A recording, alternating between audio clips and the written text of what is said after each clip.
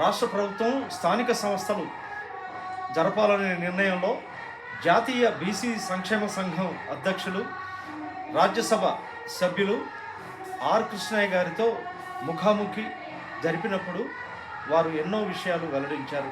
నమస్కారం అండి. నమస్తే. రాష్ట్ర ప్రభుత్వము స్థానిక సంస్థలో ఎన్నికలు జరిపే విషయం లోపల తన వైఖరి మార్చుకోవాలి. ఎందుకంటే హైకోర్టులో కేసు ఉన్నప్పుడు స్టే ఇవ్వలేదు, పాజిటివ్గా మాట్లాడింది, స్టే ఇవ్వలేదు. అయితే కొన్ని కామెంట్స్ అనేది చర్చ జరుగుతుంది కామన్గా.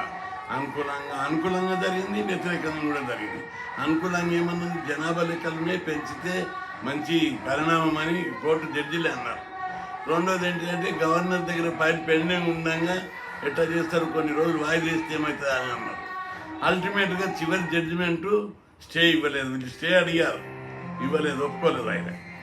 అయితే మేము అనేది ఏంటిదంటే ప్రభుత్వం ఈరోజు ఎన్నికల షెడ్యూల్ ప్రకటించింది, స్టే లేదు కాబట్టి నోటిఫికేషన్ 2 రోజుల్లో 3 రోజులు ఇవ్వచ్చు. ఎందుకు ఇవ్వలేదని మేము ప్రశ్నిస్తున్నాం. ఎన్నికల నోటిఫికేషన్ ఇవ్వకపోవడంతో ప్రజలలో అనేకమైనటువంటి డౌట్స్ క్రియేట్ అయినాయి.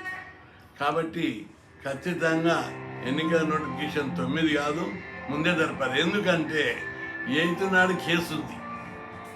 ఆ కేసుకు మళ్ళా ప్రభుత్వ వాదన సరిగ్గా లేకపోయినా, లేదా ఇంకా 5 మంది జడ్జీలకు పోయినా టైం తీసుకొని బీసీలకు వ్యతిరేకంగా మారే ప్రమాదం ఉంది అని బీసీలు అందరూ చాలా ఆందోళన చెందుతున్నారు.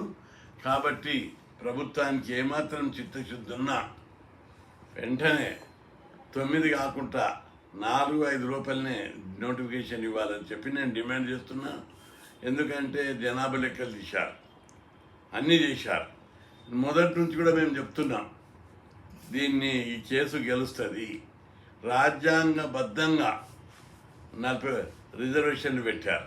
రాజ్యాంగంలో 242D6 43D6 ప్రకారం రాష్ట్ర ప్రభుత్వానికి అధికారం ఉంది, రాజ్యాంగ భద్రత ఉంది, జనాభా లెక్కలు తీశారు, న్యాయ వ్యవస్థ సపోర్ట్ ఉంది, అసెంబ్లీలో చట్టం చేశారు. చట్టము, రాజ్యాంగము, న్యాయ వ్యవస్థ అన్నీ అనుకూలంగా ఉన్నాయి. అట్లాంటప్పుడు కేసు జాప్యం జరిగినా సుప్రీంకోర్టులో కూడా గెలుస్తుంది. సుప్రీంకోర్టుకైనా ఏమాయములు ఆయన అడ్వకేట్లను పెట్టి ఒక ఊపుతాం. ఏం బీసీలు అంటే ఈ దేశంలో గౌరవం లేదా? వాళ్ళకి వాటా వాళ్ళకి ఇవ్వరా? ఇదేనా భారతదేశం? గొప్ప మహానుభావులు పుట్టిన భారతదేశం, స్వామి వివేకానందుడు పుట్టిన భారతదేశం, ఆది శంకరాచార్యుడు పుట్టిడు, గౌతమ బుద్ధుడు పుట్టిన దేశం, ధర్మము, న్యాయము, సత్యం.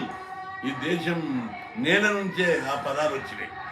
గాలి, పీల్చే గాలి, తాగే నీరు, నడిచే భూమి, పంచభూతాలు, ధర్మం, న్యాయం, సత్యం మీద పోయినటువంటి భారత భూమి ఇదేనా ఇక్కడ బీసీలకు జరిగే అన్యాయం మీద? కాబట్టి తప్పనిసరి గెలుస్తాం. 76 ఏళ్ళ అన్యాయం జరిగింది, ఇంకా అన్యాయం జరగడం నెట్టి పరిస్థితిలో సహించేది లేదు. అందుకే దీన్ని ముఖ్యమంత్రి గారు జోక్యం చేసుకొని ముందుకు జరపాలి.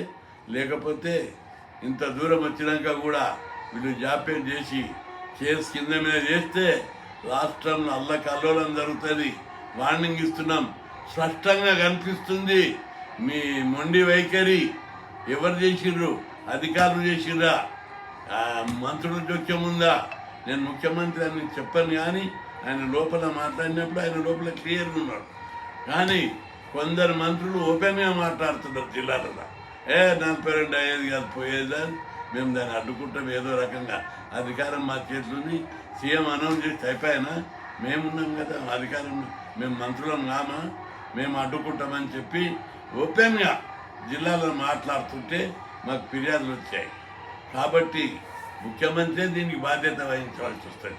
ఏ మంత్రి అడ్డుకున్నా, ఏ అధికారి అడ్డుకున్నా ఫైనల్ జడ్జిమెంట్ ముఖ్యమంత్రిదే.